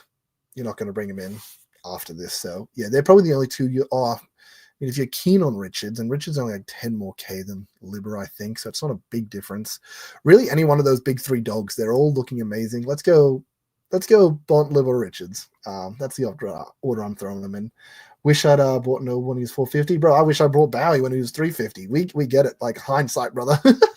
We wish. We wish. Will you be moving Rosie into your backline and getting someone else other than Stewart? He's a bargain at his price, though, so I like the pick also. Look, I'm not really fussed on it. Honestly, if he's averaging 105, that's better than, like, Oliver in my team. It's better than Saligo in my team. Like, I'm going to be moving Saligo, Oliver, before I move Rosie, if I move anyone. If I move anyone, maybe Roberts goes, Rosie swings back, and I'll still have an extra defender in Sinclair in the midfield. So, yeah, as I said, it's not really a big deal for me DPP-wise. It's just finishing the team with people that are affordable and good bargains for their price. And we'll see how that goes. The solo, yep. I mean, as I say, brothers, you're coming to tune into my actual YouTube channel. I don't get this much energy, though. I don't know, interacting with the chat, I feel like it's bringing extra energy to me. Oh my gosh, I said I'm going to wrap this up, but I actually see the scroll is going further and further up. We're getting more and more comments. Okay. If a comment hasn't come in by 8:10, we're not doing it, okay? Anything past 8:10, we're not doing. Okay? So sorry, guys. I have to put a time limit on this, or we're going to be going 2 hours. I already have Whitfield and can get to Reed. To Ash, yep, like that. Can afford anyone and have Zorko, Whitfield, Sinclair, Roberts, and Sheasel. Thoughts, or is that not good for the buys? Nah, brother, that sounds good. Get Ash. Ash has been amazing. Love it. I have 156k left in the bank with my trades. Still have Lashcroft, Lindsay, and Cleary. Bro, that's so good. I wish I had some rookies that weren't dead still, man. So good, so good. Congrats. So good that you've been able to make that much money or make other trades around and hold those rookies. Very nice. What is your rank, by the way? Ooh. It's 9.1k. So yeah, not good, guys. I actually haven't thought this year has been that bad, but I mean, like, we missed Marek, obviously. That was a huge one. I'm struggling with cash. We can see that with this team. I'm struggling with cash. I traded Reed too early. I traded a lot of my rookies too early. I missed a lot of good rookies early and ended up in a position where I had to trade things like Reed too early because otherwise I wasn't upgrading that week.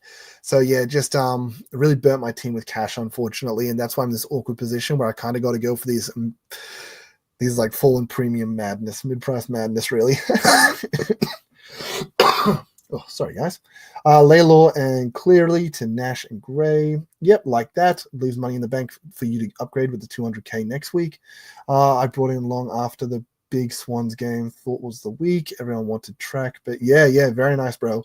I actually went track that week before everyone went track personally. I wish I went Long over Dacos. He's probably scored as many points, if not more than Dacos, and he's made a ton of money. Like, yeah, every week everyone was bringing in track. I brought in Dacos, and it was wrong. I'm holding Marek. Yep, and Daniel, their luxury trades. Yeah, I'm fine with that. I think they're both performing at levels where you're happy to hold them. I was watching Swans Collingwood game, saw him rucking in the first half, checked his price in Supercoach, and threw him in the plans at halftime. Well, are we talking about Ned Long? Because I remember him going into the ruck at random points as well. And it's like, what the hell are we doing? But just shows how big-bodied of a midfielder is that he can get away with doing that. If you're not a fan of Dacos this week, and I have Tom Green and Anderson already, damn, who would you pick? To be honest, Dacos scored bad until junk time. Yeah, Dacos, not feeling him right now, brother. Not feeling him right now. I mean, bro, honestly, it's a little bit late for Sinclair, which is really unfortunate. I mentioned, I think Dawson's actually a decent shout. I think Dawson's fine to go with. I think Holmes also. I think, honestly, even if you ran Holmes in the midfield and you had 7 defenders, it's fine. You get the 23 premiums and he can just be your flex guy, you know? You get to 24 and he can be an extra loop. I actually really like the idea of Holmes. Holmes has got to be up there. I'm going to put Holmes as 1 and then Dawson as 2, honestly. They will be the guys that I say go for. Miller, if you want someone that's consistent, he's been pretty average. Hasn't done anything bad, but he's also not getting the CBAs to have the ceiling anymore, and it sometimes feels like he's relying on goals to stop his floor games, rather than relying on goals for ceiling games. Yeah, 2 big games early, but then other than that, just really, really consistent. You take these 2 games out of the match, and he's probably only like 105 average, which is that enough? I think Holmes is going to do better than that on the run home. I think Dawson's probably going to do better than that on the run home, so... yeah. We wanted to make this quick. What am I doing? Ned Long, yeah, yep. 280k primo. He has been so good, so lucky. Oops, I hit hide comment. So with me needing 2 forward pods, I'm looking at Matt Kennedy next week. Yeah, no problem with Matt Kennedy. He's been really good. And we thought with Bonk coming back it would affect him in a negative way, but he's actually been really, really, really good. We'll be underpriced next year at 500k. For Ned Long, yeah. Honestly, brother, honestly, he could be, man. Gets a full preseason with the team. Like, yeah, honestly, he could be. Hawksy Eye. Lost you, brother. Lost you. Sorry. Sorry, not forward pods, forward primos. No, that's okay. I understood what you meant. Brother. Is it Jezza season? Honestly, they have a really good run home, but Jezza is notorious for getting injured, and he's not as consistent, man. I'm not feeling it personally. Not feeling Jezza. I hate accidentally sending messages. Lol. I'm guessing that's what the Hooksy Eye was. Not this week, sadly, unless I do that instead of Stewart. What are we talking about? Was that conversation in the chat? God, sorry, I'm starting to lose my brain here. It's been going for too long. This week, sadly, unless I do that instead of Stewart.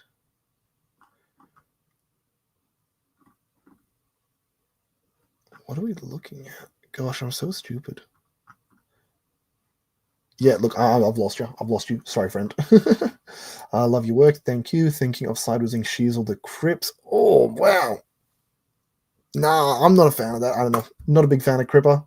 Sorry. Hey, mates, what's your thought on really rogue out there? O'Connor from Geelong. Nah, bro. Nah. Not for that pick, brother. Not for that. I'm just say give it a dead miss. Now, once again, guys, all the advice I sort of give with this sort of stuff, like feel free. It's your team. Play your own team. Do your own thing, of course, guys. Like, don't let me influence you in something that you were really very hot on. That then puts you in a position where you didn't bring them in, and then you feel awful that you didn't bring them in when you were like the only guy on that pod. So, like, once again, do what you're gonna do personally. Like, that ain't for me, brother. Ain't for me. I'm going to say solid no. Apparently, Geelong are being sanctioned for third-party player payments. What on earth? Oh, wow. Who could have seen that coming? Oh, yep. Laughing. Shocking. Ashaw Holmes. Oof. I'm going to say if you want... Okay, it depends. Safety versus risk here. I think Ash is 100% more safe than Holmes as the pick, where Holmes has more upside, but obviously has that flaw, and he can get tagged in games. So I'm going to say Holmes over Ash because of the price this week, and because they have West Coast, and because we know how good Geelong's run is. But yeah, Ash is also a really good shout.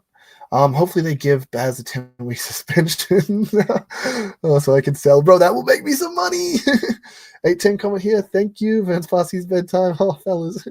Neil VC, yeah, look, we'll just quickly go over those captains. It's a really hard week for it. Just wrapping it up super quick. I think Neil VC seems really good. Brayshaw, I think, into Gold Coast, or Anderson, vice versa. I think they're going to be the two in this game. Tom Green, potentially a Whitfield here. I'm going to be looking at Whitfield here. If you have Ash, I think actually he could be a shout here. Probably ignore that game. And then obviously gone into Romo. Like, he's going to dominate Romo.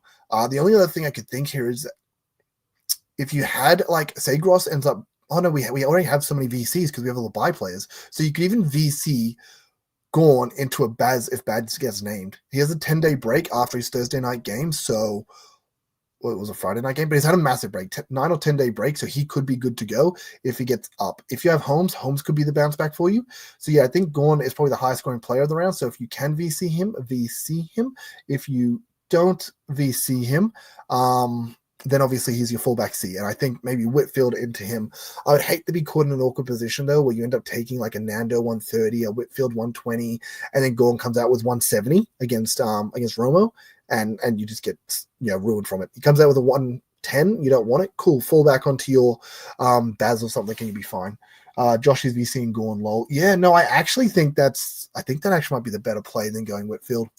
Assuming Bazlink is named. If Bazlink is not named, then my fullback Stewart captain, I'm not doing that, obviously. That would be absolutely mad, lad. So yeah, I think this is gonna be a wrap, guys. That's how we're gonna leave it at. Thank you so much for all you for tuning in, for liking and subscribing, for your consistent injections of Supercoach content directly into your Supercoach feed. Once again, you can find me just on X at Verns_SC, or you can find me on YouTube at just Verns Supercoach. As I said, I probably won't do a round review this week because this was basically the round review. I'll probably put a Twitter out, like a post out saying, watch this if you want a round review. Because yeah, we basically covered the round review on this. So yeah, thank you so much everyone for tuning in, and till next time, guys. Peace. Later.